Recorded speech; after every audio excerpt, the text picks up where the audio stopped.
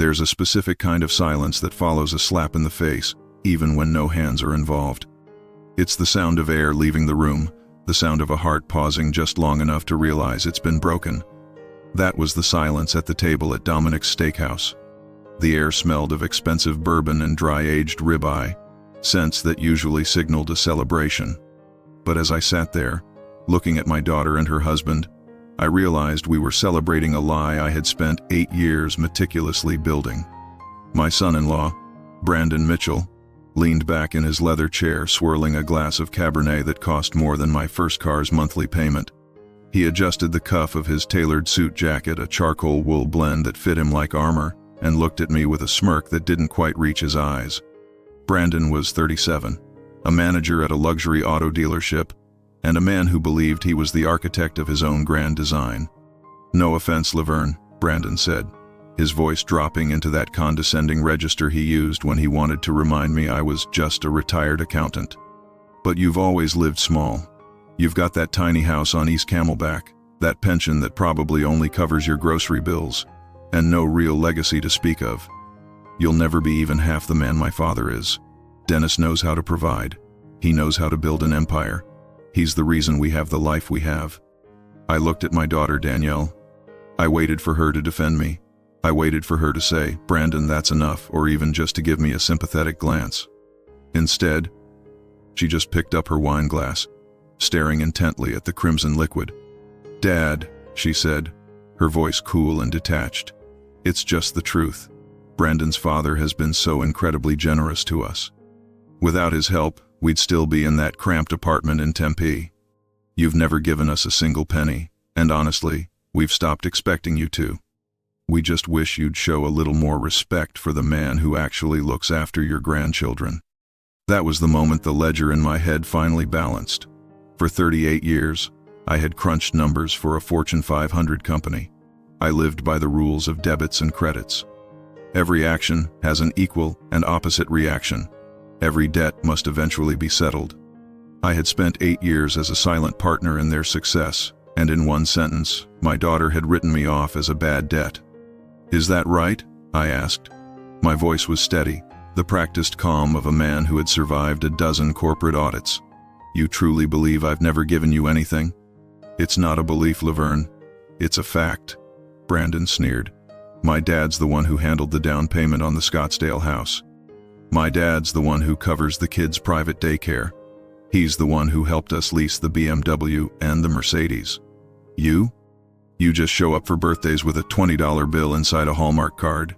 It's embarrassing."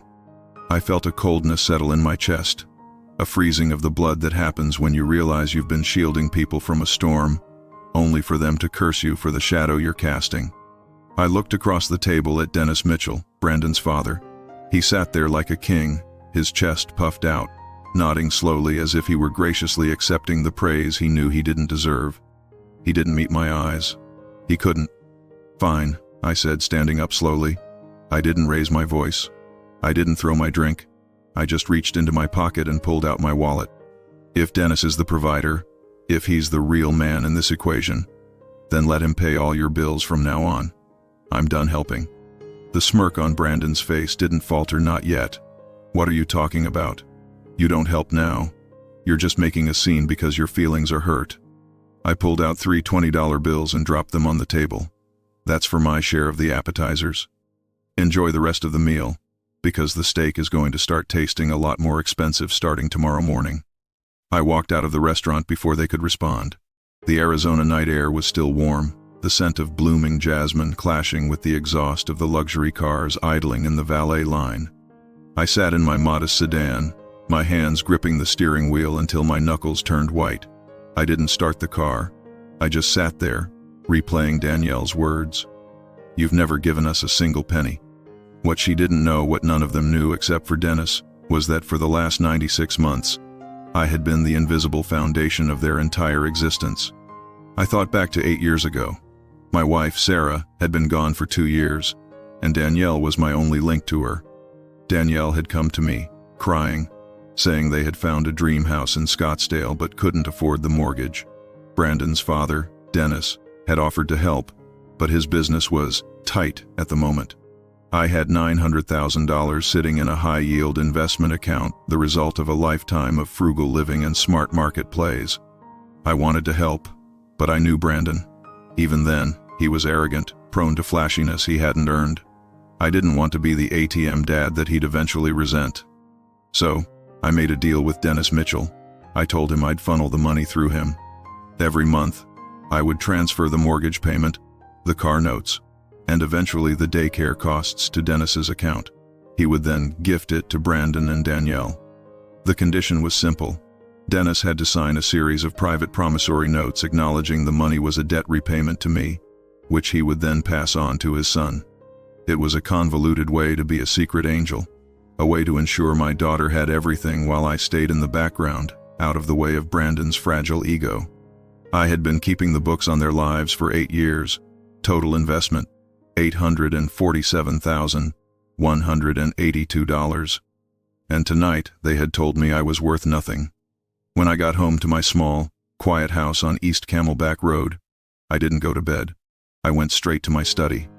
It's a room filled with the smell of old paper and the steady ticking of my antique watch collection. I sat at my mahogany desk and pulled out a heavy manila folder from the bottom drawer of my filing cabinet. I opened it and began to read.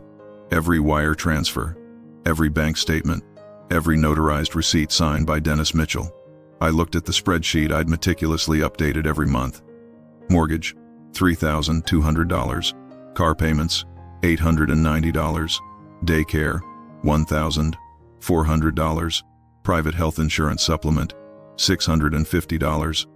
They were living a $12,000 a month lifestyle on a $5,000 a month combined salary. They weren't just overextended, they were an architectural impossibility. They were a skyscraper built on a foundation made of my silence. My phone buzzed on the desk. It was a text from Danielle. "Dad, that was really childish tonight. Brandon is furious, and his parents think you've lost your mind. If you can't handle the truth about who actually supports this family, maybe we should take a break from seeing each other for a while. The kids don't need to see you like this." I stared at the screen. She was weaponizing my grandchildren. She was threatening to cut me off because I wouldn't sit quietly while they insulted my life's work. A part of me, the father part, wanted to call her, to scream the truth, to tell her that the roof over her head was built with my sweat. But the accountant part of me knew better. You don't win a negotiation by shouting. You win by withdrawing the capital. I picked up my desk phone and dialed a number I hadn't called in years. "Patrick," I said when a man answered. Patrick Anderson was an old friend, a sharp-as-a-razor attorney who specialized in financial contracts. "It's Leverne Harper. I need you to do something for me. I need to close an account." "Leverne, it's nearly 11 o'clock. What's going on?" "The debt is being called in, Patrick, all of it. I have the signed acknowledgments from Dennis Mitchell. I want all future transfers ceased immediately, tonight. And I want a formal notice sent to the mortgage holder that the third-party subsidy is terminated. Leverne, you realize what this will do, right? If they aren't prepared for the full weight of those payments, they'll collapse in 30 days. "No, Patrick," I said, looking at the photo of Danielle on my desk, the one where she was 7 years old and still looked at me like I was a hero. "They won't collapse. They'll just finally have to see the man they've been leaning on." I hung up the phone. I felt a strange, cold peace. For years, I had been the ghost in their machine, the invisible hand that kept the lights on and the creditors at bay. Tomorrow, the ghost was going to vanish. I didn't know it yet, but within 48 hours, Brandon's empire would start to show its first cracks. Within a week, the man Danielle thought was a king would be begging me for mercy. But as I sat in the dark of my study, listening to the ticking of my watches, I realized this wasn't just about money. It was about respect. It was about the fact that they had forgotten that a quiet man isn't necessarily a weak one. I pulled out a fresh legal pad and wrote a single line at the top of the page. Audit of the Mitchell, Harper Estate, Day 1. My phone buzzed again. This time it was Brandon. "Don't bother coming to Emma's soccer game on Saturday. We don't need your mediocre energy around the kids. Stick to your accounting books, Leverne. Leave the real world to the men who can actually afford to live in it." I didn't reply. I just checked the time. It was 11:45 p.m. In exactly 15 minutes, the automated wire transfer for their upcoming mortgage payment, the one scheduled for the first of the month, would be canceled by my bank. I sat there, watching the second hand on my watch sweep toward midnight. I had been a patient man for 8 years. I had been a generous man for a lifetime. But the books were about to be reconciled, and I was going to make sure every single cent was accounted for. What happened next changed everything, because I wasn't just stopping the money. I was about to reveal a secret about Dennis Mitchell that would destroy their family's image forever. But as the clock struck 12, I only had one thought. Enjoy the house while you can, Brandon. The rent is finally due. The morning after the dinner at Dominic's was unusually quiet. In Phoenix, the sun doesn't just rise. It claims the sky with a heavy golden hand. By 7 a.m., the heat was already radiating off the pavement of East Camelback Road, but inside my house, it felt like a tomb. I made a pot of coffee black, no sugar, and sat at my kitchen table, staring at the empty chair where my wife, Sarah, used to sit. Sarah was the one who kept me balanced. She was the fire to my ice, the person who reminded me that life wasn't just a series of line items on a balance sheet. When she died 10 years ago, a part of my world went gray. I threw myself into my work, and more importantly, I threw myself into taking care of our only daughter, Danielle. I thought that by securing her future, I was honoring Sarah's memory. I didn't realize I was actually building a gilded cage that would eventually trap us all. I looked at my phone. No calls, no texts, not since Brandon's venomous message the night before. Usually, Danielle would call around this time to ask if I could watch the kids on Saturday or to remind me about some upcoming expense for Emma's gymnastics or Joshua's preschool. I realize now that every one of those calls was a transaction. She wasn't calling her father, she was calling the silent partner who never said no. To understand how we got here, you have to understand the man Brandon Mitchell thinks he is. When Danielle first brought him home 10 years ago, I wanted to like him. He was charming in that practiced salesman way, perfect hair, a smile that was a bit too wide, and eyes that were always scanning the room for the most expensive thing in it. He worked at a high-end dealership, and within 6 months of dating Danielle, he was already talking about market disruption and leveraging assets. Leverne, he told me over a beer back then, the world is divided into 2 types of people, those who wait for permission and those who take what they want. My dad, Dennis, he's a taker. He built Mitchell Fine Furniture from nothing. That's the blood I have in my veins. I remember nodding politely, even though I knew Dennis Mitchell's empire was actually a mid-sized showroom that struggled during the '08 crash and never quite regained its footing. But Brandon worshipped the image of his father. He needed Dennis to be a titan because it allowed Brandon to feel like a prince. When they got married, the cracks started to show. They wanted the wedding of the century, a 3-day affair at a resort in Sedona.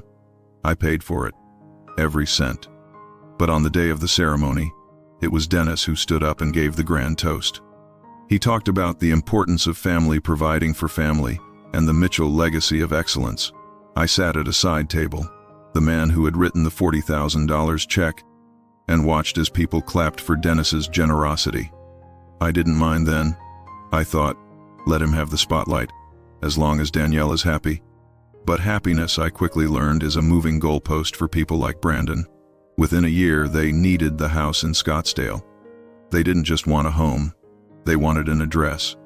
They wanted the 85255 zip code, the one that tells the world you've arrived. I'll never forget the meeting in my study 8 years ago. Danielle was pregnant with Emma, her eyes red from crying. Dad, the bank said our debt-to-income ratio is too high. Brandon's commissions are hit or miss, and Dennis says his capital is tied up in a new showroom. If we don't get this house, we're stuck in that 2-bedroom rental in a neighborhood that isn't safe for a baby. It was a lie, of course. The rental was in a perfectly fine part of Tempe, but Danielle had been conditioned by Brandon to believe that anything less than luxury was a personal insult.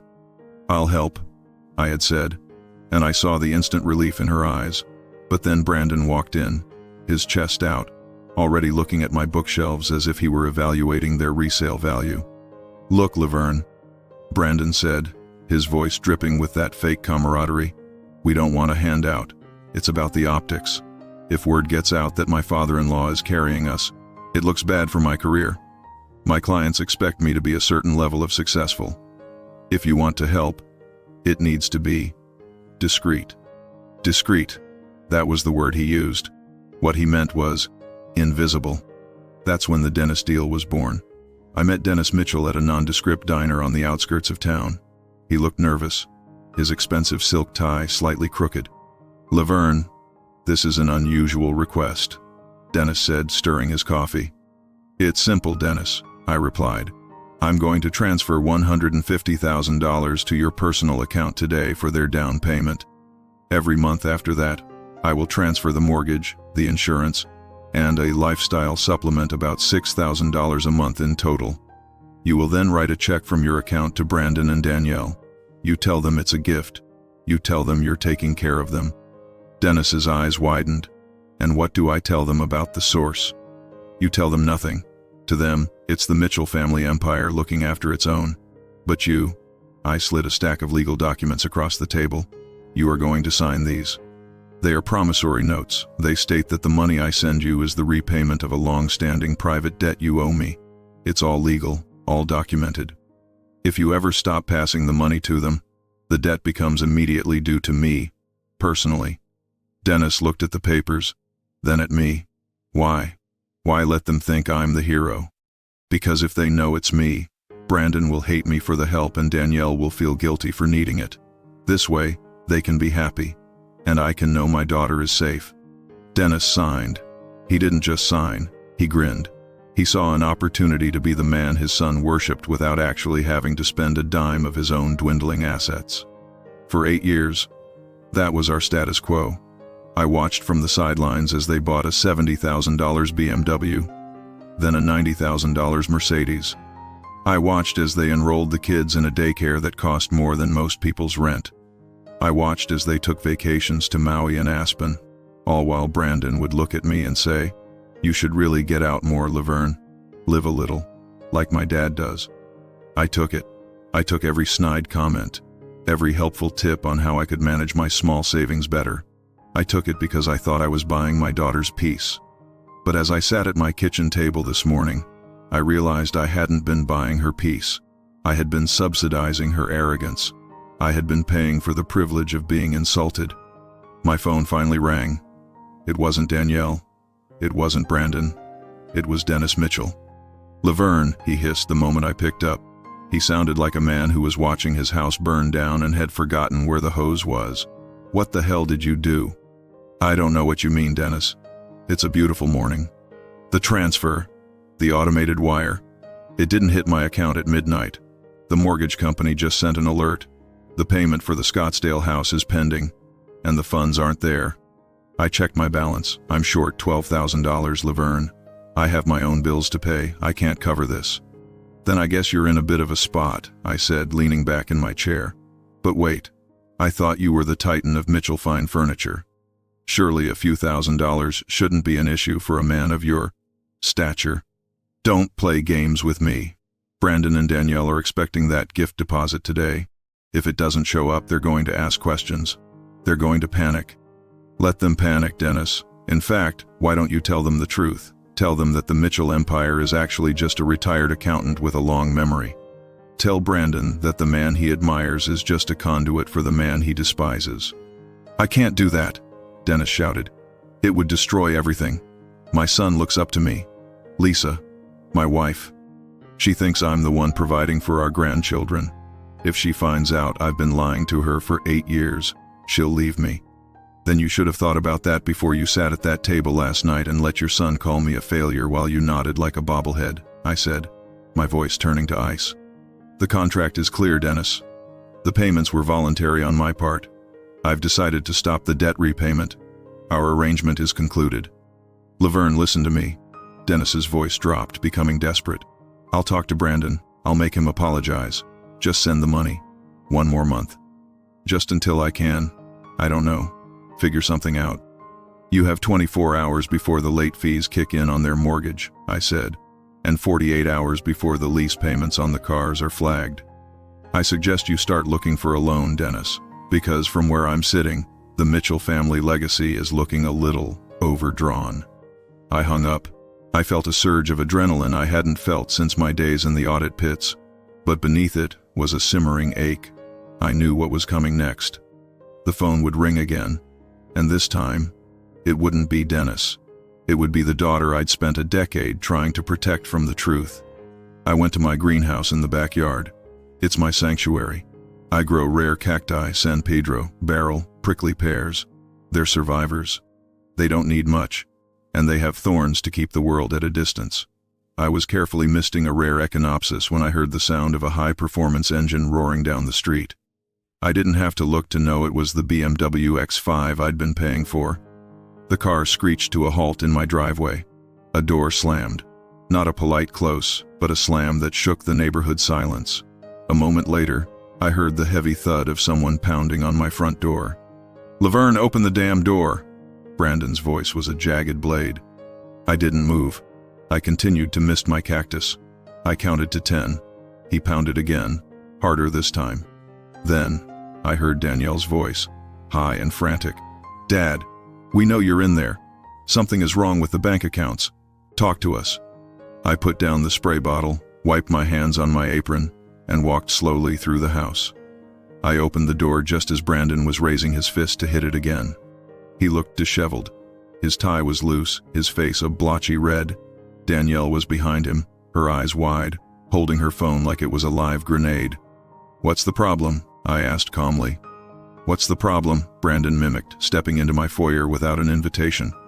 "The problem is that my dad's account is empty. He says there was a clerical error with his business transfers, but he also mentioned you were done helping. What did you do, Leverne? Did you meddle with his business? Did you call in some old favor to screw with our family?" I looked at Danielle. She was staring at me, not with love, but with an accusation that cut deeper than any slap. "Dad, Brandon said you were acting weird last night. Did you do something to stop his dad from helping us? Are you that jealous? Are you really going to let your own grandchildren lose their school spot because you're having a midlife crisis?" "I'm 64, Danielle. A bit late for a midlife crisis," I said. I stepped back, gesturing for them to follow me into the study. "But since you're so concerned about the math, let's look at the books together." "I don't care about your boring books," Brandon yelled. "I care about the $12,000 that was supposed to be in our account this morning. We have the mortgage, the country club dues, and the car leases all hitting today. If those bounce, my credit is shot. I work in finance, Leverne. My reputation is everything." "Your reputation," I said, sitting down at my desk and pulling the manila folder toward me, "is built on a house of cards, and I'm the one who just blew on it." I opened the folder and pulled out a single sheet of paper. It was a copy of the very first promissory note signed by Dennis Mitchell. I slid it across the desk toward Danielle. "What is this?" she asked, her brow furrowing as she scanned the legal jargon. "That," I said, "is the reason you've lived like royalty for 8 years. Go ahead, read the bold print at the bottom." Danielle's eyes moved down the page. Brandon hovered over her shoulder, his breathing heavy and ragged. As they read, the silence returned to the room, the same heavy, suffocating silence from the restaurant. But this time it was followed by a sound I'll never forget, the sound of Brandon's pride finally beginning to crack. "I didn't know it yet," I said, watching their faces go pale. "But that piece of paper was just the beginning. There's a second folder, Danielle. One that involves Brandon's successful dealership and a series of commissions that don't quite add up."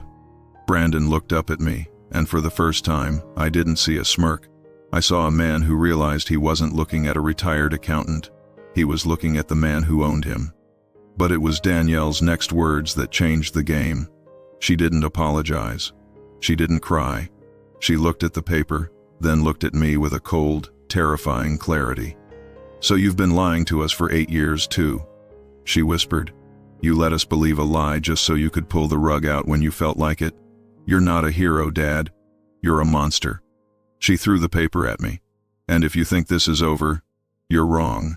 Brandon, let's go. We don't need his money. We'll find another way."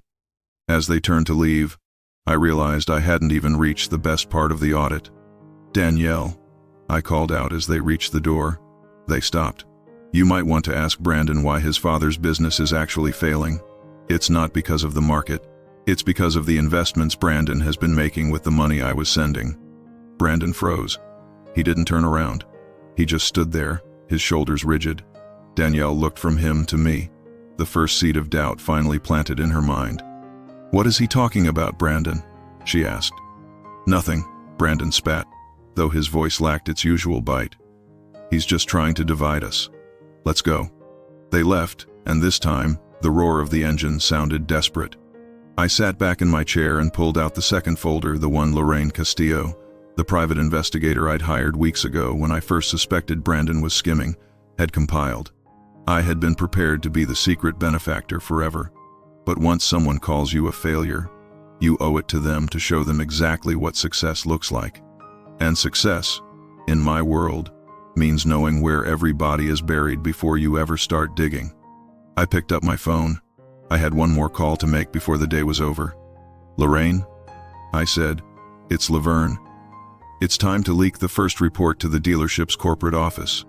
Let's see how Brandon handles an internal audit without me there to balance his books."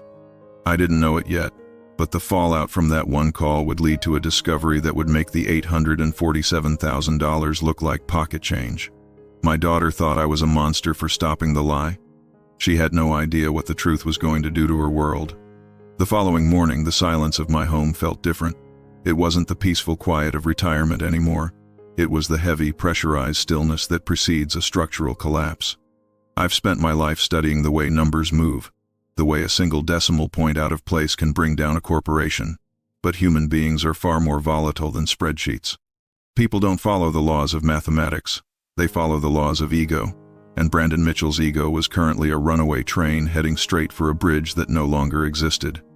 I spent most of the morning in my study, the air conditioning humming a low, steady drone against the rising Arizona heat. I was looking through an old photo album, the kind with the sticky pages that yellow over time.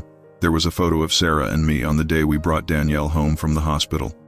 I looked so young, so terrified of the tiny, bundled life in my arms. Sarah was glowing, her hand resting on my shoulder. She always used to say, "Leverne, you worry about the pennies, and I'll worry about the soul of this family." I had failed at my half of the bargain. I had worried about the pennies so much that I'd used them to smother the soul of my daughter. By making her life easy, I had made her weak.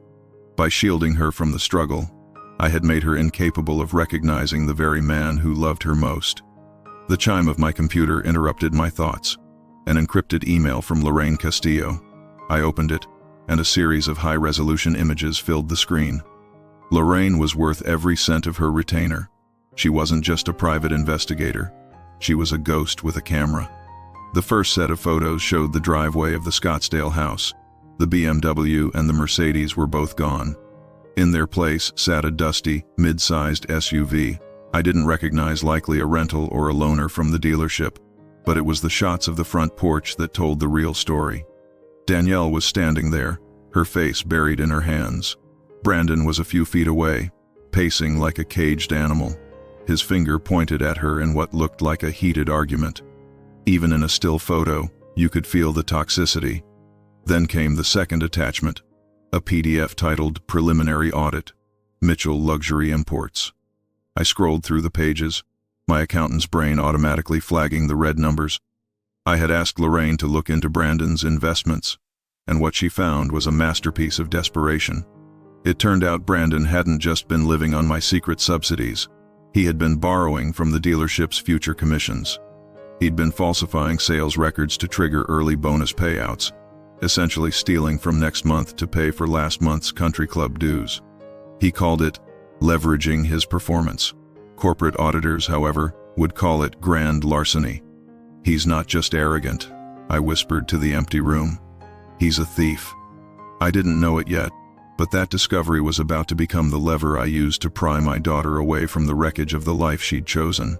But before I could move on that information, my doorbell rang. I checked the security camera. It wasn't Brandon or Danielle. It was Lisa Mitchell, Brandon's mother. Lisa was a woman who lived for the look.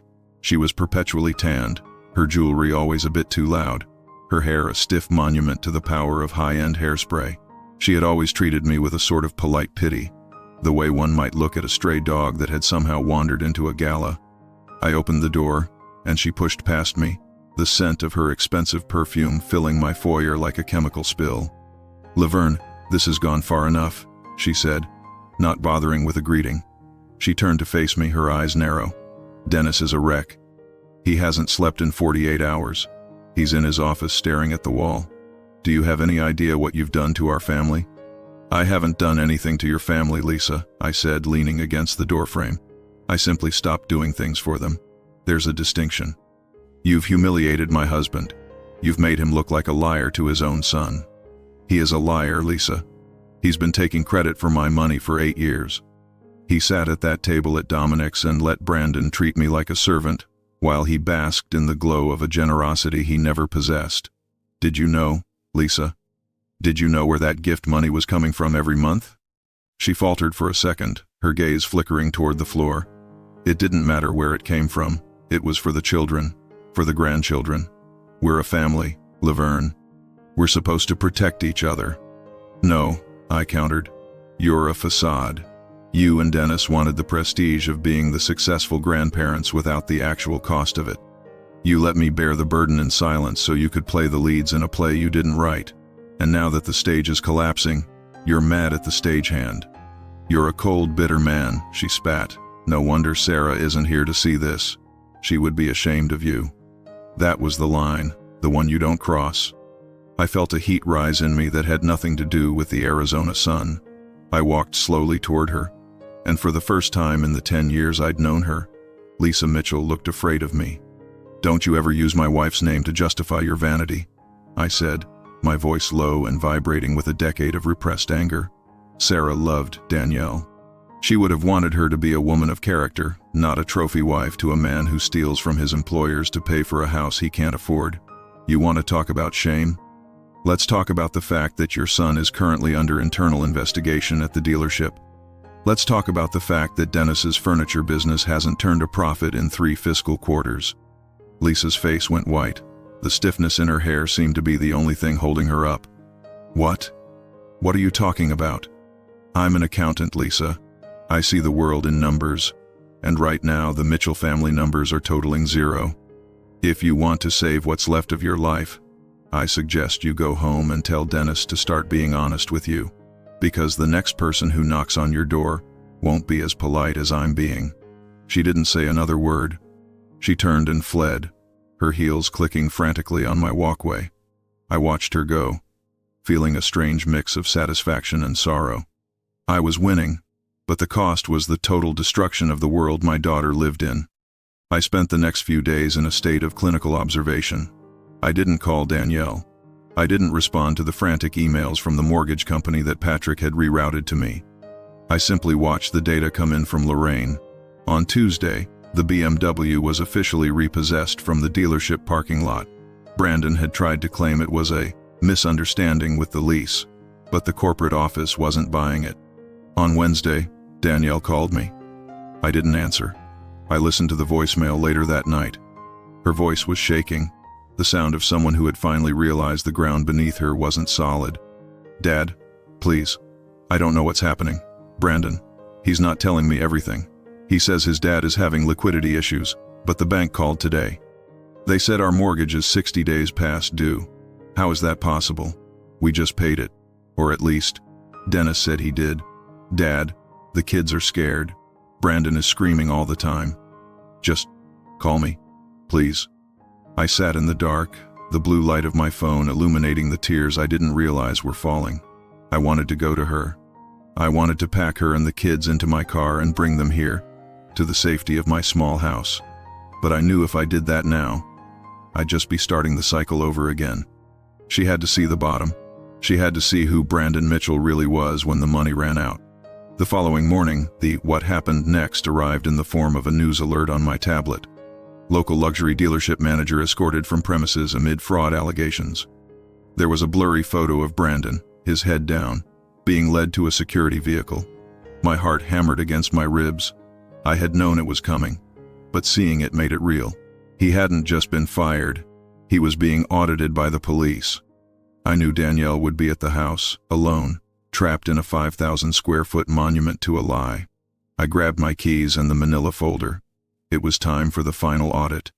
When I pulled up to the Scottsdale house, it looked different. The lawn was starting to brown at the edges. The gardeners hadn't been paid. A pile of past due notices was stuffed into the iron gate. The grand fountain in the driveway was silent, the water stagnant. I let myself in with the spare key I'd kept for years. The house was cold, the air conditioning cranked up to a frantic level as if to freeze the reality out. I found Danielle in the kitchen. She was sitting on the floor, surrounded by piles of bank statements and credit card bills. She looked up at me, and I barely recognized her. The polished, Scottsdale socialite was gone. In her place was a broken girl with hollow eyes. "He lied about everything, Dad," she whispered, her voice barely audible over the hum of the refrigerator. "Every single thing. He told me we were rich. He told me his father was a genius. He told me, you were the one who didn't care." I sat on the floor next to her, ignoring the ache in my 64-year-old knees. I opened the manila folder and spread the documents out on the marble tile. "He didn't do it alone, Danielle," I said gently. "Dennis helped him, and in a way, I helped him too, by staying quiet. But here is the truth. Every penny, every month for 8 years." She looked at the numbers. She saw the transfers from my account to Dennis's. She saw the dates. She saw the total, $847,182. You paid for my life," she said, a sob breaking from her chest. "You lived in that little house and drove that old car so I could have this." She looked around the cavernous kitchen with disgust. "I did it because I loved you," I said, "but I realize now that I didn't trust you. I didn't trust you to love me for who I am, so I tried to buy your happiness through a man you respected more. That was my failure, Danielle. Not the money, the silence." She threw herself into my arms, weeping into my shoulder the way she had when she was a child. "I'm so sorry, Dad. I'm so sorry for what we said, for what I let him say. I'm so sorry." I held her, feeling the weight of 8 years of secrets finally lifting. But as we sat there on the floor of a house that was no longer theirs, a heavy thud echoed through the home. The front door had been slammed open. "Danielle, where are you?" Brandon's voice was ragged, manic. I stood up, pulling Danielle with me. I tucked the manila folder under my arm. Brandon stumbled into the kitchen. His suit was torn at the shoulder, his hair a mess. He looked like a man who had stared into the sun and realized he was blind. He saw me, and his eyes filled with a terrifying, desperate rage. "You," he hissed, pointing a trembling finger at me. "You did this. You called the corporate office. You leaked the commissions. You destroyed my life." "No, Brandon," I said, stepping in front of Danielle. "You destroyed your life the moment you thought you could steal from the people you worked for and insult the man who was keeping your family fed. I just stopped being your accomplice." "I'll kill you." He stepped forward, his face contorting. "I'll take everything you have left." But then, he stopped. He looked past me at the marble counter, where Danielle's phone was sitting. It was vibrating. A call was coming through. I looked at the screen. It wasn't a contact name. It was a number I recognized from my career, the local precinct of the Maricopa County Sheriff's Office. "That'll be for you, Brandon," I said. I didn't just call the dealership. I called the DA. And I brought the books to prove it. Brandon looked at the phone, then at me, then at the daughter who was now looking at him with nothing but cold, crystalline realization. I didn't know it yet, but what happened in the next 10 minutes would be the last time my daughter ever saw her husband as a free man. But as the police sirens began to wail in the distance, I realized the biggest twist wasn't the arrest. It was what Danielle did next. She didn't cry for him. She didn't beg me to help him. She walked over to the counter, picked up her wedding ring, and dropped it into the stagnant water of the designer kitchen sink. "Audit's over, Brandon," she said, "and you're bankrupt." But as the police entered the house, I realized there was one more person who hadn't accounted for their debts yet. Dennis Mitchell was still out there, and he was about to find out that a father's revenge doesn't stop with the son-in-law. Watching your son-in-law be led away in handcuffs should have felt like a victory, a final tally in the win column. But as the flashing red and blue lights faded against the beige stucco of that Scottsdale cul-de-sac, I didn't feel like a winner. I felt like an executioner. Brandon had been taken in for questioning regarding the discrepancies at the dealership, but we all knew what that meant. In the world of high-end finance, a discrepancy is just a polite word for a hole you dug that eventually became your own grave. Danielle stood in the middle of the cavernous foyer, her arms wrapped around herself as if she were trying to hold her soul inside her body. The house, once a symbol of her status, now felt like a hollowed-out ribcage. I walked over to her and placed a hand on her shoulder. She didn't flinch, but she didn't lean in either. She was in shock, the kind that numbs you before the real pain sets in. "Where are the kids?" I asked softly. "At a friend's house," she whispered. "I told them Daddy had a work emergency. How long until they find out the truth, Dad? How long until they're the kids with the thief for a father?" "We're going to my house," I said. It wasn't a suggestion. "Pack a bag for you and the children, only what you need. We're leaving this place behind."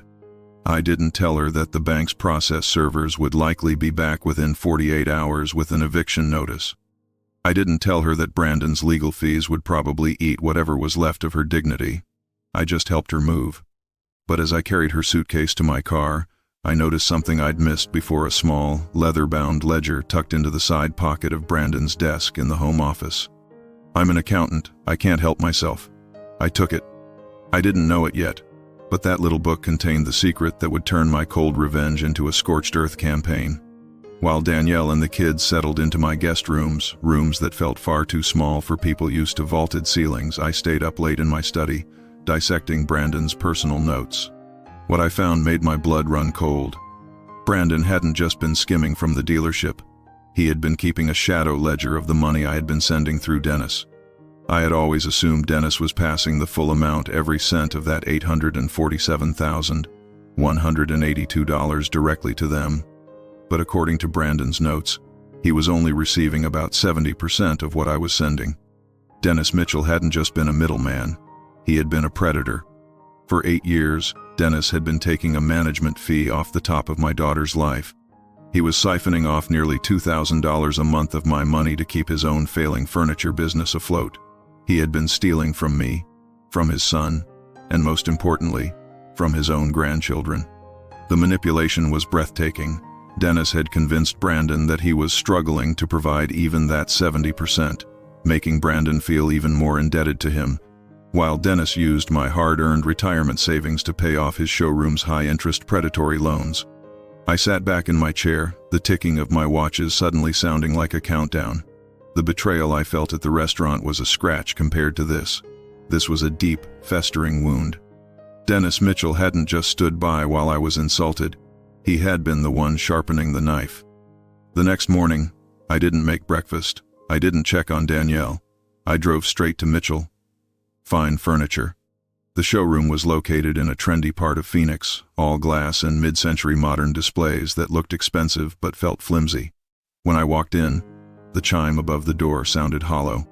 Dennis was there, standing near a $10,000 sofa, looking at a tablet.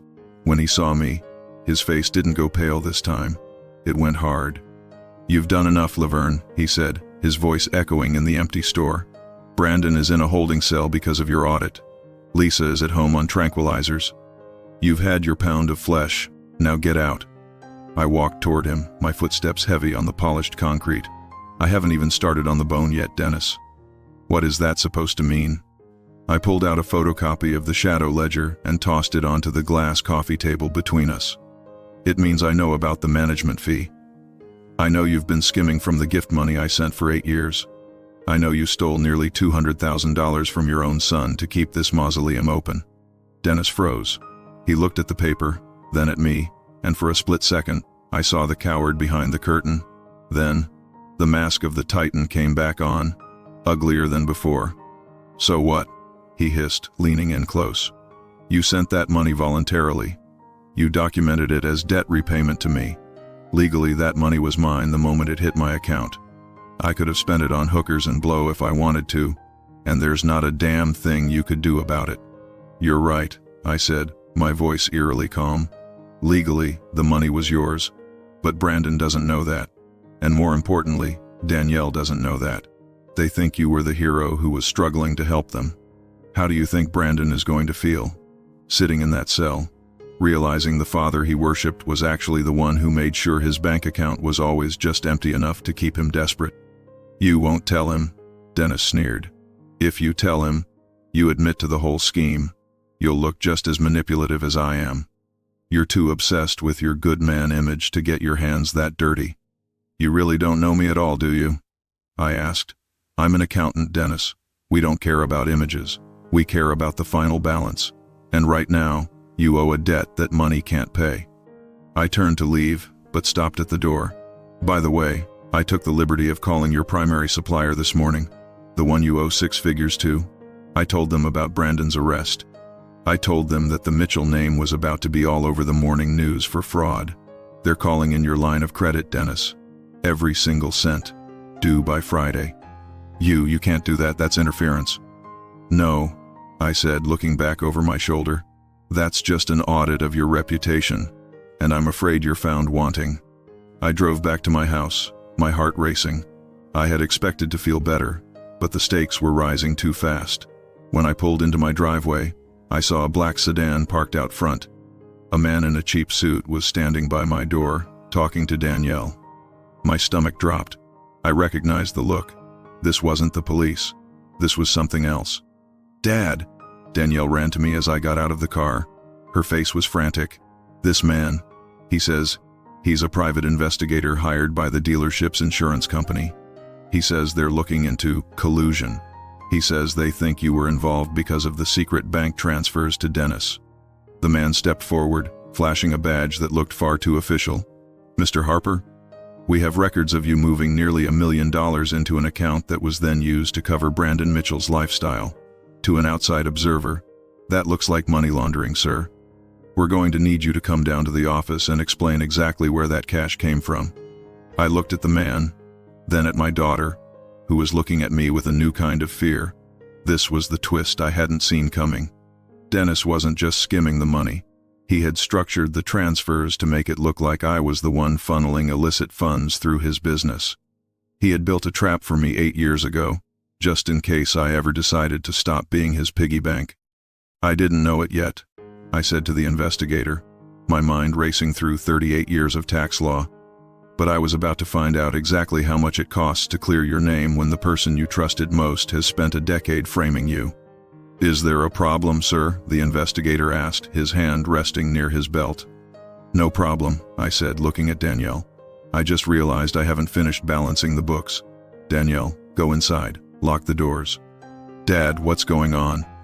"The truth is coming out, sweetheart," I said, turning back to the investigator with a cold, sharp smile.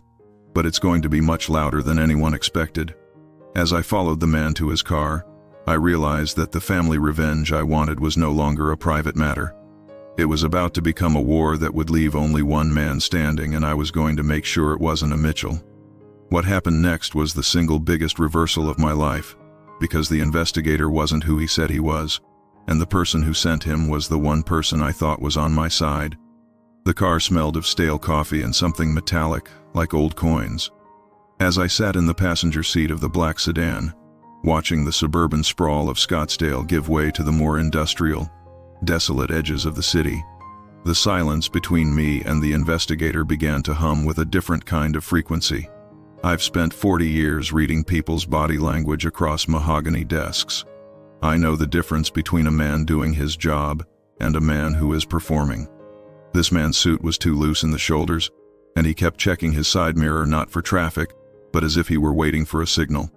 We weren't heading toward the Maricopa County Sheriff's Office. We were heading west, toward a strip of sun-bleached warehouses near the Glendale border. "The office is downtown, isn't it?" I asked, my voice as flat as a desert highway. The man didn't look at me. He just gripped the steering wheel tighter. "Satellite office. Quieter for these kinds of sensitive interviews. You wouldn't want the press seeing Leverne Harper being walked into headquarters, would you?" I leaned back, my hand instinctively going to the inner pocket of my jacket, where I'd tucked a small, digital voice recorder I'd started carrying after the dinner at Dominic's. I hadn't turned it on yet. I was waiting for him to break the silence first. "You said you were hired by the dealership's insurance company," I continued. "Which one? Federated? Century?" He hesitated for a fraction of a second too long. It's a third-party adjuster. Look, Mr. Harper, let's not make this harder than it needs to be. You've been moving a lot of money through Dennis Mitchell's accounts. We just need you to sign a statement clarifying that these were business investments, not personal gifts. It protects everyone. It protects Danielle. And if I don't? He finally looked at me, and I saw the desperation in his eyes. This wasn't a high-level corporate fixer. This was a man on a clock. Then the money laundering narrative stays on the table, and your daughter becomes an accomplice. Think about your grandkids, Leverne. I didn't know it yet, but the trap Dennis had set wasn't just a legal one. It was a psychological siege. He knew that the only thing I valued more than my integrity was Danielle's safety. He was banking on the fact that I'd sacrifice my name to save hers. But Dennis had forgotten one crucial detail. I'm an accountant. I don't sign anything. I haven't audited twice. Pull over, I said. We're almost there. Pull over, or I open this door while we're doing 60, I said. I wasn't shouting. I was stating a mathematical certainty. He pulled into a gravel lot behind a shuttered landscaping business. The dust kicked up by the tires hung in the air like a shroud. He turned off the engine and turned toward me, pulling a clipboard from the back seat. Just sign the investment declaration form, Leverne. Dennis said you'd be difficult, but he also said you were smart. I took the clipboard. I didn't look at the form. I looked at the man. Dennis Mitchell didn't hire you through an insurance company. He hired you personally, probably with the last of the management fees he stole from my daughter. The man's face hardened.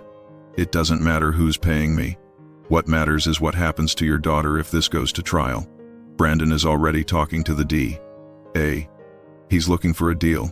He's ready to say that the entire fraud at the dealership was your idea, that you provided the capital and the instructions on how to launder it through Dennis's furniture business. He's going to bury you to save himself. I felt a coldness in my marrow. Brandon wasn't just a thief. He was a snake who would shed his own family's skin to escape the heat. He was going to use the very money I'd given them as the evidence of my crime. Sign it, the man pressured. It says the money was for a private equity venture in the furniture store. It makes the transfers look legitimate. It clears you of laundering and it clears Dennis of theft. It's a clean slate for everyone. I looked down at the paper. If I signed this, I was admitting to a business relationship that never existed. I was giving Dennis a legal shield and making myself his partner in whatever mess he'd made. But if I didn't, my own son-in-law was going to testify that I was the mastermind. I reached for my pen, but then I stopped. I noticed a small logo at the bottom of the form. It wasn't an insurance company. It was the letterhead of Anderson Legal Group. Patrick Anderson, my lawyer, my friend. The world seemed to tilt. Patrick had been the one who helped me set up the original Dennis deal. He was the only one who knew the full paper trail. If he was the one providing the forms for this investigation, then he wasn't my lawyer anymore. He was the one who had tipped Dennis off about how to turn the evidence against me. I realized then that the $847,182 wasn't just a gift in the hands of a corrupt lawyer and a desperate father-in-law. It was a paper trail leading straight to a prison cell. I need to think about this, I said, handing the clipboard back. There's no time for thinking, Leverne. Brandon's hearing is tomorrow morning. Then I'll see you at the courthouse, I said. I opened the door and stepped out into the blistering heat. I didn't wait for him to respond. I started walking toward the main road, my phone already in my hand. I didn't call Patrick. I called Lorraine Castillo. Lorraine, I said, my voice shaking with a mix of rage and adrenaline. I need you to pull every record you have on Patrick Anderson. Not his cases, his personal finances. I want to know if he has any connection to Mitchell Fine Furniture or Dennis Mitchell's private accounts. Leverne, what happened? Did the interview go okay? The interview was a hit job, Lorraine. I think my lawyer is in on the skim. I think they've been planning to use my secret generosity as their insurance policy from day one. I'm on it, she said, her voice turning sharp and professional. But Leverne, stay away from your house. If they're this desperate, they aren't just going to use paperwork. I ignored her. Danielle and the kids were at my house. I wasn't leaving them alone with the Mitchells circling like vultures. I hailed a cab and sat in the back, watching the minutes tick by on my watch. Every second felt like a heartbeat. When I arrived home, the black sedan was nowhere to be seen, but the front door was slightly ajar. I burst inside, my heart hammering against my ribs. Danielle? Emma? Joshua? The living room was quiet. Too quiet. I ran toward the guest rooms. They were empty. The bags were still there, but my daughter and grandchildren were gone. I found a note on the kitchen island. It wasn't from Danielle. Leverne, we took the kids to lunch. Family time. We figured since Danielle is so stressed, she could use some time with her real family. We're at the club. Come join us. Bring the folder. Let's settle the accounts once and for all. Dennis. They had taken them. They hadn't kidnapped them, not legally, but they had used the children as leverage to get me into a room where they could force my hand. I felt a roar of fury that I hadn't known I was capable of. I've lived my life by the books. I've followed the rules. I've been the good man who stays in the shadows. But as I looked at that note, I realized that the Mitchells didn't deserve a quiet accountant. They deserved the storm. I went to my study and opened the hidden compartment in the floorboards. I didn't pull out a gun. I pulled out a second manila folder, one I'd kept in a separate safe deposit box for 5 years. This wasn't the family gift folder, this was the insurance folder. Inside were copies of Dennis Mitchell's tax returns from 3 years ago, which I'd reviewed as a favor when he was looking for a new accountant. I'd found something back then, a small, recurring payment from a shell company in Nevada. At the time, I'd ignored it, thinking it was just some minor tax dodge. But after what Lorraine had found about Brandon's investments, I'd gone back and looked closer. That shell company was tied to a gambling syndicate in Las Vegas. Dennis Mitchell wasn't just a failing businessman. He was a man with a massive, hidden gambling debt. And he'd been using my money, the money meant for his own grandchildren's future, to keep the leg breakers away. I realized the true depth of the betrayal. Brandon's fraud at the dealership hadn't just been for his own luxury. He'd been stealing to help his father pay off the mob, and Dennis had let his own son take the fall while trying to frame me as the financier. I grabbed the folder and walked back to the car. I wasn't going to the club to sign a confession. I was going there to perform the final audit of the Mitchell family's soul. What happened next changed everything, because when I walked into that country club, I didn't just find Dennis and Danielle. I found the one person I thought was in jail. Brandon was sitting at the table, a glass of scotch in his hand, looking at me with a smirk that told me the arrest had been nothing more than a performance designed to break me. "Took you long enough, Leverne," Brandon said, gesturing to an empty chair. "Sit down. We were just telling Danielle about your other bank accounts, the ones you didn't tell her about." I looked at Danielle. She was sitting between Dennis and Lisa, her face pale, her eyes filled with a new terrifying doubt. Emma and Joshua were at a nearby table, oblivious, eating ice cream. "Dad," Danielle asked, her voice trembling. They said the money you were sending was part of a kickback scheme. They said you were using Brandon to wash money from your old accounting firm. Is it true?" I stood there, surrounded by the opulence of the club, facing the family I'd spent 8 years funding, and I realized that the truth wasn't going to be enough. To save my daughter, I had to become the very thing they feared. "The money is real, Danielle," I said, walking slowly toward the table. "But the source? The source is something Dennis and Brandon really don't want to talk about in a room with this many witnesses." I looked at Dennis. The man's eyes flickered toward the folder in my hand. He knew. He knew I'd found the Nevada connection. "I didn't know it yet," I said, the words tasting like iron. But the next 60 seconds were going to be the most expensive minute of Dennis Mitchell's life. And Brandon was about to find out exactly what his loyalty was worth. Brandon's smirk was a physical weight in the room, a jagged piece of glass that seemed to cut the air every time he breathed. He looked entirely too comfortable for a man who had been led away in handcuffs just hours before. He had changed into a fresh polo shirt, mint green, embroidered with the club's crest, and he was picking at a plate of calamari as if we were all just gathering for a casual Sunday brunch. The arrest had been a setup. I realized that now. It was a piece of theater directed by Dennis and choreographed by Patrick Anderson, the lawyer I'd trusted with my life. They needed to scare me. They needed me to believe the walls were closing in so that I would sign that investment declaration, effectively tying my hands and giving them a legal shield. Brandon hadn't been processed. He'd probably spent the last few hours in Patrick's office, laughing about how easy it was to break an old man. "You look surprised, Leverne," Brandon said, popping a ring of calamari into his mouth. "Did you think the police would actually keep a man like me in this town? I have friends. Unlike you, I know how to build networks that actually matter." "Dad," Danielle's voice was a thin, trembling wire. She was looking at me, her eyes red-rimmed and desperate. "They showed me the bank records. They said you were using Brandon's position at the dealership to move money you'd hidden from the IRS. They said you were trying to set him up to take the fall because you never liked him." I looked at my daughter. My heart felt like it was being squeezed by a cold, iron fist. They had poisoned her. In the span of a few hours, they had taken 8 years of my silent sacrifice and twisted it into a narrative of greed and malice. They were telling her that her father, the man who had lived in a small house so she could live in a mansion, was a criminal who had used her husband as a human shield. "Is that what they told you, Danielle?" I asked. I didn't look at Dennis or Brandon. I kept my eyes on her. "Do you truly believe I spent 40 years as an accountant, building a reputation for impeccable honesty, just to throw it all away on a car dealership scheme?"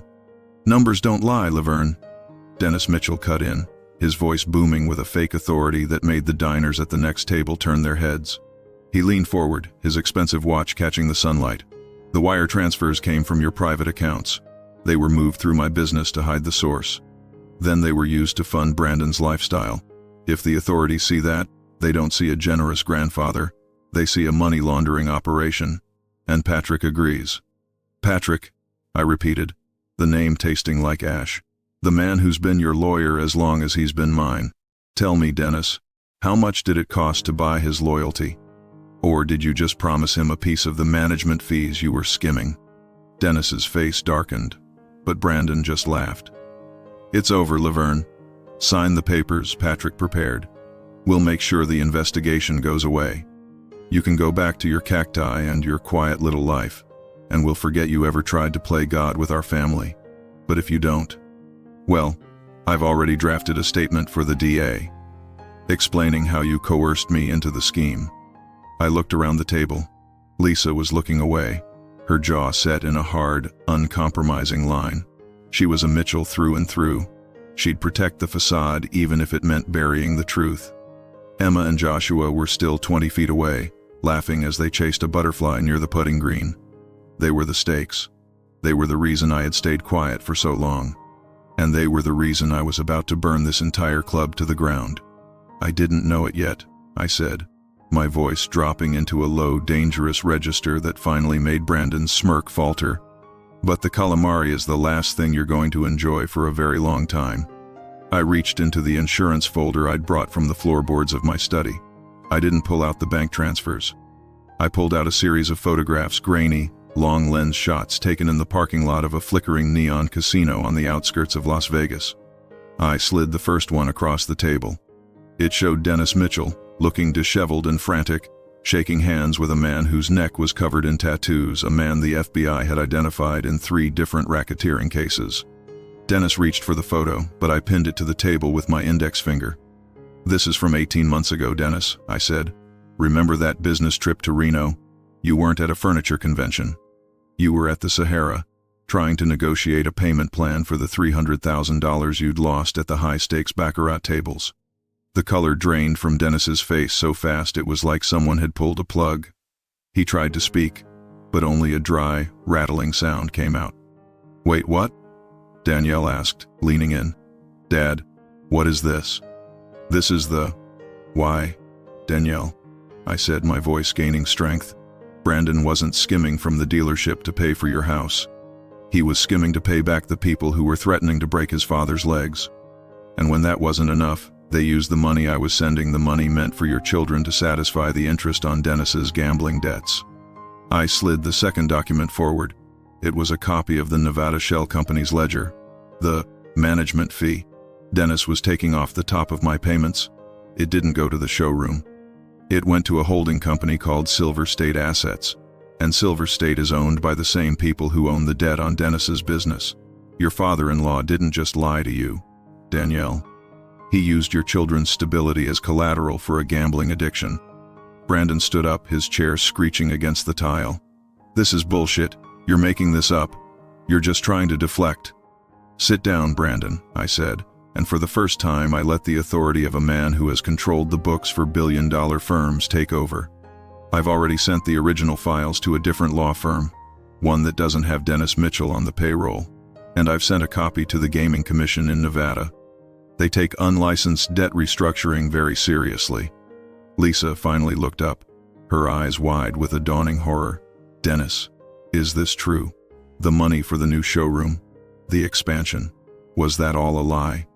Dennis didn't answer. He looked like a man who had been hollowed out. The Titan was gone. In his place was a pathetic, aging gambler who had gambled away his family's soul. "And you," I said, turning my gaze to Brandon. "You knew. You helped him. You used your wife's trust and my money to cover up your father's crimes, and then you had the audacity to call me a failure while I was the only one actually keeping the lights on." Danielle stood up slowly.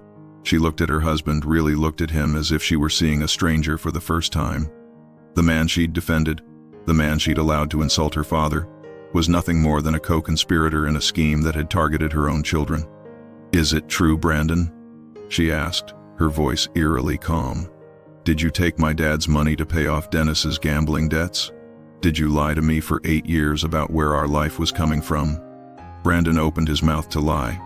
I could see the wheels turning, the practiced salesman trying to find an angle. But then he looked at the folder, then at me, and he realized there was no angle left.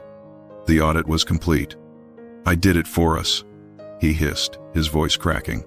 "If I didn't help him, the business would have folded. We would have lost everything. I was trying to protect the Mitchell name." "There is no Mitchell name, Brandon," Danielle said, and the coldness in her voice made me proud. "There's just a thief and a coward, and a man who lived in a small house while he paid for our lies." She turned to me, and the look in her eyes was one of pure, unadulterated shame. "Dad, I don't," I said gently. "Not here. Not in front of them." "We're leaving," Danielle said. She didn't look back at Brandon. She didn't look at Dennis. She walked toward the pudding green and gathered Emma and Joshua. She didn't explain. She just took their hands and started walking toward the exit. I stood up, gathering my folder. I looked at Dennis, who was still staring at the photo of the Vegas parking lot. "The debt is called in, Dennis," I said. "By everyone. The bank, the DA, and the people in Nevada. I'd suggest you use what's left of your management fees for a very good criminal defense attorney. You're going to need one." I walked out of the country club, the sunlight feeling warmer, cleaner. But as I reached my car, I saw Patrick Anderson standing by the driver's side door. He didn't look like a lawyer anymore. He looked like a man who knew he was about to be disbarred. "Leverne," he said, his voice pleading, "we can work this out. I was just trying to keep the peace. I can kill the investigation. I can make sure your name stays clean." "My name is already clean, Patrick," I said, opening the door, "because I'm not the one who signed a declaration of investment under penalty of perjury this morning. But you are. You filed that paperwork with the state on Dennis's behalf, didn't you? To make the transfers look like business capital." Patrick froze. "That's called filing a false instrument, Patrick. It's a felony. And since you used my name without my signature on the final draft, it's also forgery. Leverne, please." "I'll see you at the hearing," I said. "I hope you have a better lawyer than the one you were for me." I drove away, leaving him standing in the dust. I felt a sense of relief, but I also knew that hitting rock bottom was only the beginning. Danielle was at my house, her life in ruins, her husband likely headed for prison, and her father-in-law exposed as a fraud. I didn't know it yet, but the biggest twist wasn't the gambling or the fraud. It was what was waiting for us back at my small house on East Camelback Road. When I pulled into the driveway, Danielle was sitting on the porch, the kids inside watching cartoons.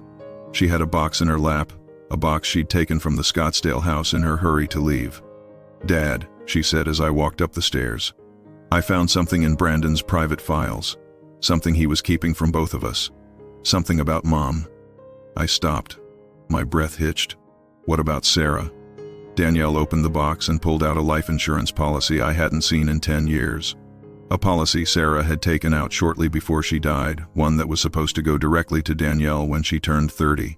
Brandon intercepted the payout 5 years ago, Danielle whispered, her voice trembling with a new, deeper level of rage. He used the Dennis deal as a cover. He told me the money was from Dennis, but it was Mom's. He stole my inheritance from Mom to pay for the BMW, and then he let you pay for the rest so he could keep the cash for himself. The world went silent. The $847,182 I had given them was one thing, but stealing Sarah's final gift to her daughter, that was where the accounting ended and the war began. He didn't just steal money, Dad, Danielle said, looking up at me with eyes that were no longer broken but burning. He stole her memory. He made me think she left me nothing, while he used her love to buy a car. I sat down on the porch swing next to her. I realized then that my family revenge wasn't over. I had dismantled the Mitchells' present, but now I was going to strip them of their future. What do we do now? Danielle asked. Now, I said, we stop being accountants, and we start being the storm. I didn't know it yet, but the next morning, the thief would try one last, desperate move to regain control, a move that would involve the one thing I never thought he'd touch. The morning air was thick, heavy with the kind of Arizona humidity that usually precedes a monsoon, but the storm that was brewing inside my kitchen had nothing to do with the weather. Danielle sat at the table, her fingers tracing the faded signature of her mother on that stolen life insurance policy. She hadn't slept. Her eyes were rimmed with a deep, bruised purple, and the silence between us was no longer the comfortable quiet of family. It was the silence of a crime scene. Sarah had been gone for a decade, but in that moment, it felt like she had been murdered all over again. Brandon hadn't just taken her money. He had erased her final act of love for our daughter. He'd taken the security she'd wanted for Danielle and used it to buy the leather seats of a BMW he'd used to drive to a country club where he mocked me. The accounting of it was so cruel, so perfectly calculated, that it made my hands shake as I poured the coffee. He knew, Danielle whispered, her voice cracking. Every time I said I wished Mom was here to see the kids, every time I cried because I felt like I was failing her. He knew he had her money in his pocket. He watched me struggle and let me think his father was the one saving us.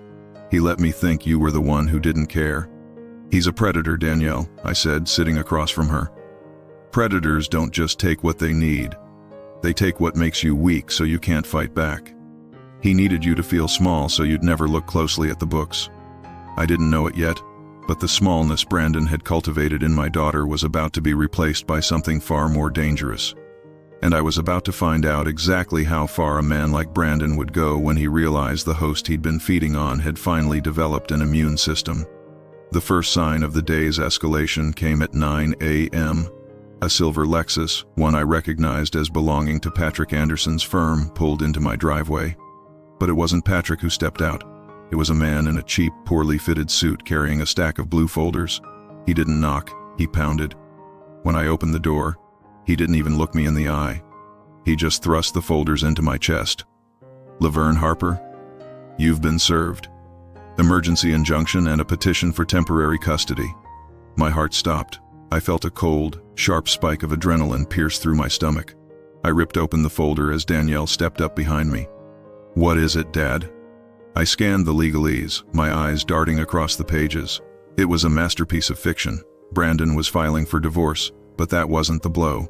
He was alleging that Danielle was mentally unstable, citing her recent erratic behavior and financial breakdown at the country club. He was claiming that I, Leverne Harper, was an unfit influence, alleging that I was under criminal investigation for money laundering and that the children were in immediate danger in my home. He was trying to take Emma and Joshua. He can't do this, Danielle screamed, grabbing the papers from my hand. He's the one under investigation. He's the one who stole from the dealership. He's not under investigation yet, Danielle, I said, the clarity of a man who has spent 40 years in a courtroom finally settling over me. He was escorted from the premises. No charges have been filed. He's using that window of time to flip the narrative. If he gets the kids, he gets leverage. He knows I'll sign anything, including a confession to get them back. I looked out the window and saw a second car pulling up. This one was a white SUV with Child Protective Services decals on the side. Brandon was standing behind it in his own car, leaning against the hood with his arms crossed, a phone pressed to his ear. He looked at my front door and offered a slow, deliberate wave. He was playing his final card. He was going to use the state as a weapon to tear my family apart before the sun went down. "Go inside," I told Danielle. "Take the kids into the back bedroom. Lock the door. Don't come out until I tell you." "Dad, what are you going to do?" "I'm going to balance the ledger," I said. I walked out onto the porch as the CPS worker, a tired-looking woman in her 50s, stepped out of her vehicle. Brandon started walking toward us, his face a mask of feigned concern. "Is there a problem here, Mr. Harper?" the woman asked, looking at the papers in my hand. "I have a report of a high-conflict domestic situation and potential financial endangerment of minors." "There's a problem, all right," Brandon interrupted, stepping onto my lawn. "My father-in-law has been having a mental breakdown. He's been funneling illegal cash through my father's business, and when he got caught, he kidnapped my wife and children. My daughter texted me this morning saying she was scared." I looked at Brandon. The lie was so effortless, so polished. He had probably spent the last 3 hours coaching Emma on what to say, or more likely, he'd spoofed a text from Danielle's phone. "Mr. Mitchell," I said, my voice as steady as a heartbeat, "you're a very good salesman.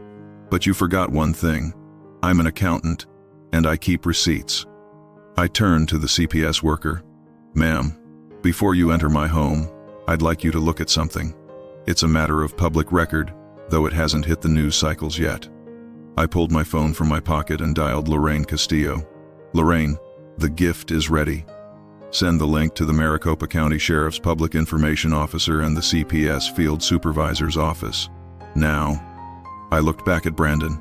His smirk didn't waver. "What gift, Leverne? More photos of my dad in a parking lot? Nobody cares about an old man's gambling habits. That's a civil matter."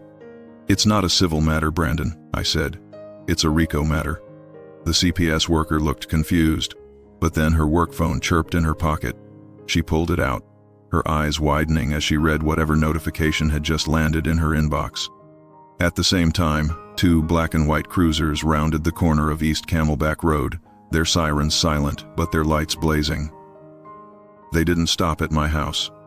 They pulled up directly behind Brandon's car, boxing him in.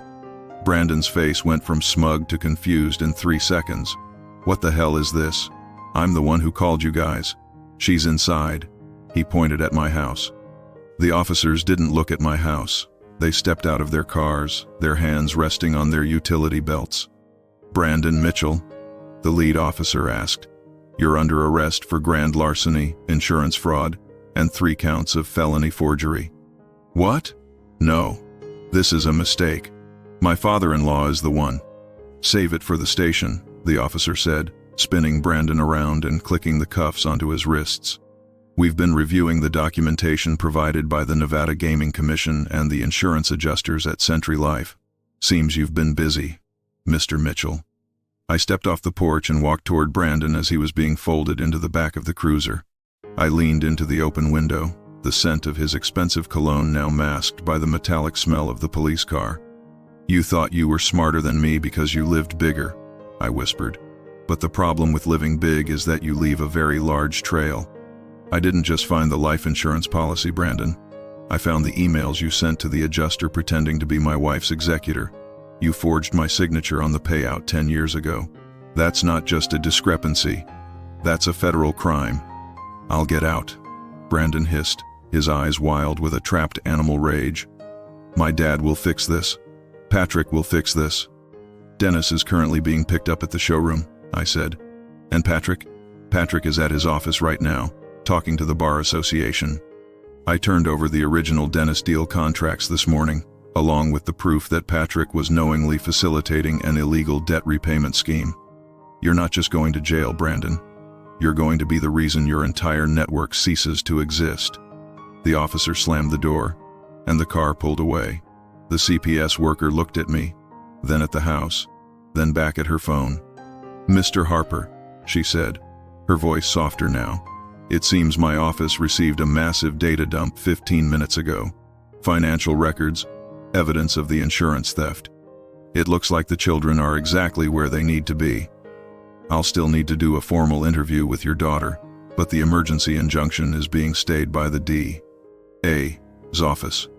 She got back into her SUV and followed the police cars.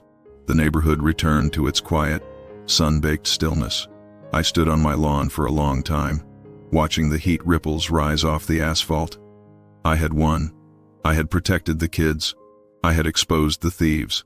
But as I walked back inside, I found Danielle standing in the hallway, the kids clinging to her legs. She looked relieved. Yes, but there was a hollowness in her eyes that no amount of justice could fill. "It's over, Danielle," I said, reaching out to her. "Is it, Dad?" she asked, a tear finally escaping and rolling down her cheek. "He's gone, and the money is gone, and the house is gone. We have nothing left. We're starting from zero." "Starting from zero is better than starting from a lie," I said. But as I looked at the insurance folder on my desk, I realized there was one final account that hadn't been settled. The Mitchells were in jail, but their debts were still active. And the people Dennis owed money to in Nevada, the people whose interest I had accidentally cut off when I stopped the transfers, weren't the kind of people who waited for a court date. I didn't know it yet, but the final twist wasn't about the money at all. It was about a phone call that was going to come in the middle of the night, a call that would force me to make a choice between my morals and my daughter's future. I walked into my study and sat at the desk. I looked at the clock, 11:45 p.m. The phone rang. It wasn't a number I recognized. "Leverne Harper," a voice rasped. It was a man I'd never heard, a voice that sounded like gravel grinding together. "We've been following the news. Very impressive. You've put our best customer in a cage, but that leaves a $300,000 hole in our books. And since you're the one who balanced the Mitchell family accounts, we figure you're the one who's going to fill it." I gripped the receiver, my blood turning to ice. "I don't owe you anything," I said. "Maybe not," the voice replied, "but we're standing outside a very nice, small house on East Camelback Road, and we'd hate to have to perform an audit of our own.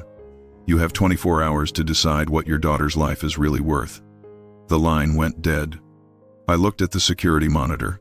2 men in dark clothes were standing at the edge of my driveway, looking directly into the camera.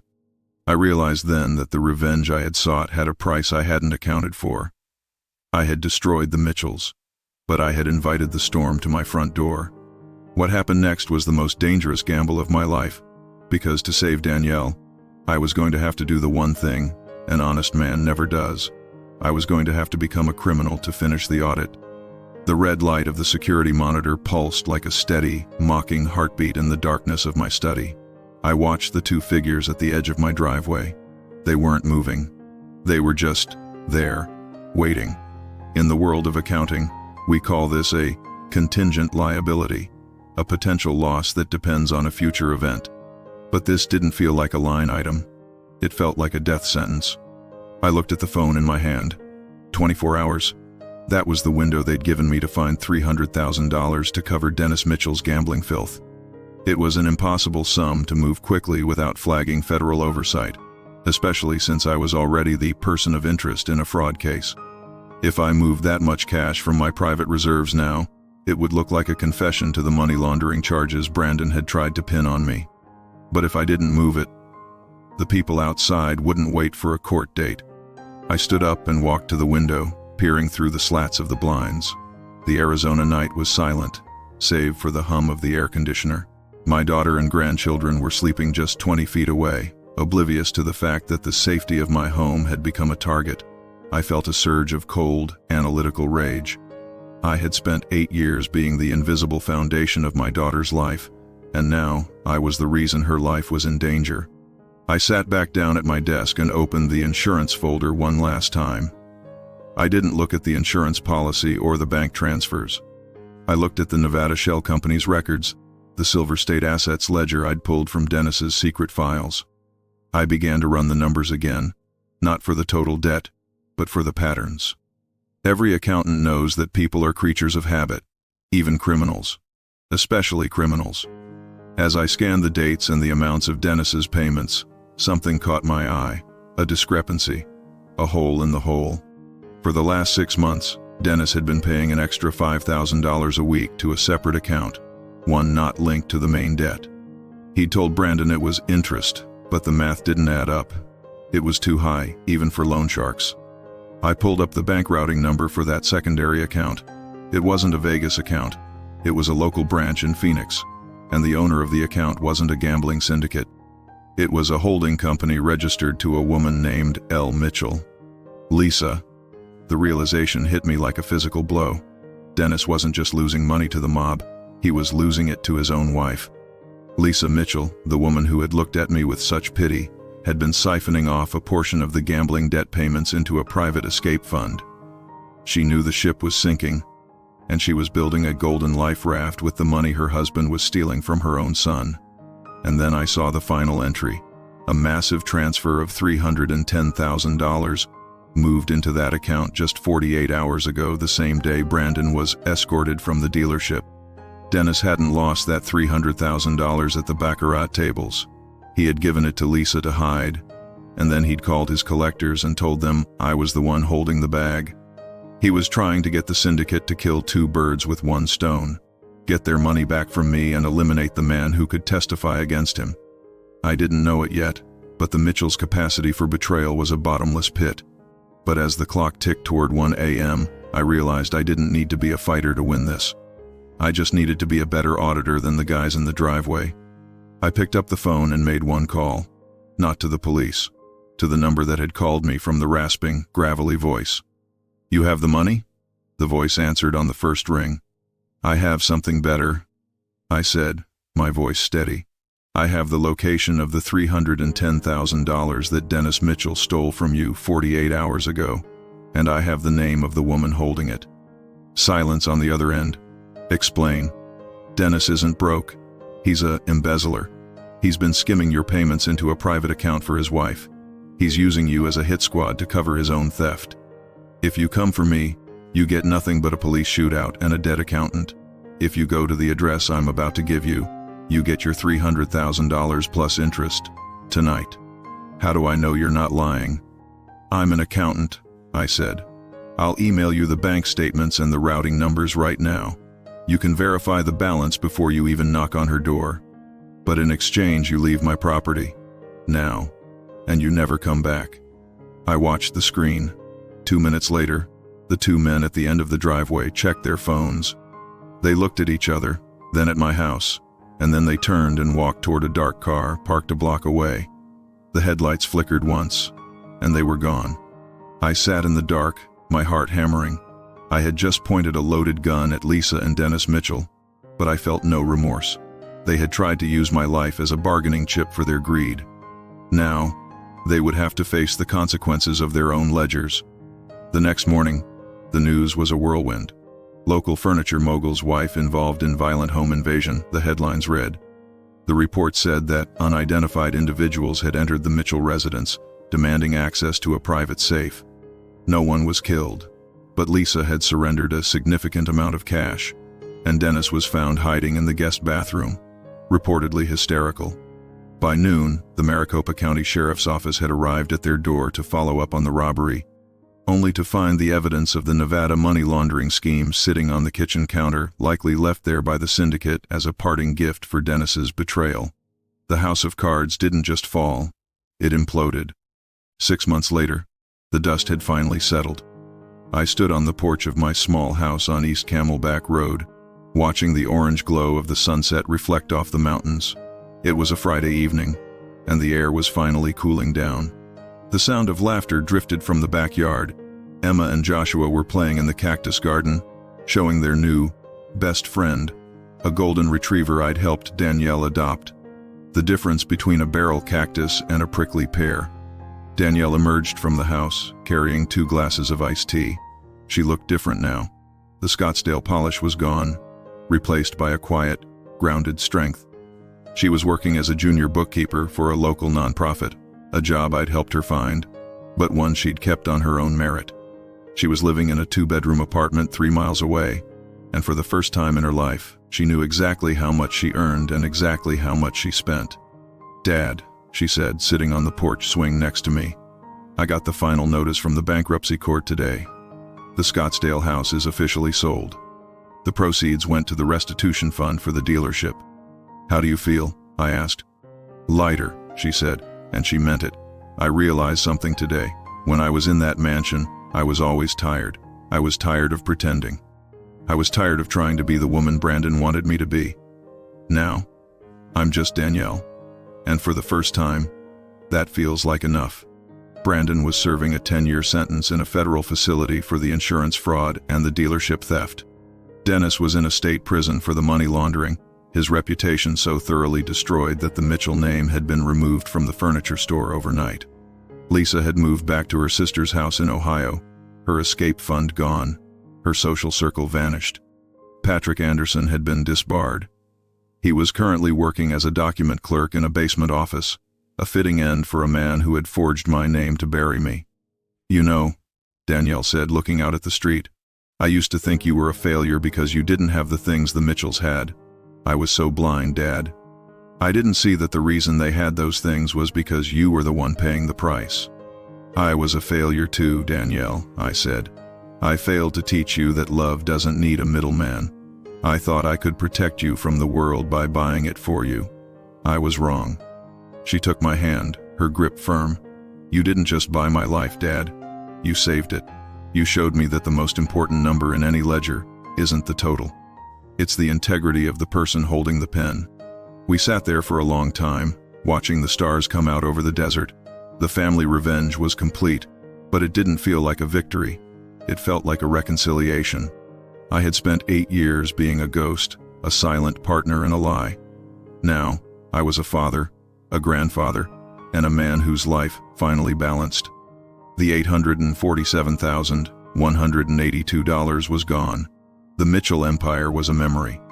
But as my grandchildren ran onto the porch, their faces dirty and their smiles genuine, I realized I'd never been richer. In the end, life isn't about the grand toasts at Dominic's or the luxury cars in the driveway. It's about the quiet moments on a porch swing, the honesty of a hard day's work, and the knowledge that when the audit finally comes, you have nothing to hide. I looked at my watch, the same antique Omega I'd worn for decades. It was ticking perfectly, marking a time that was finally, truly, my own. The audit was over. The books were closed. And for the first time in 8 years, the balance was perfect.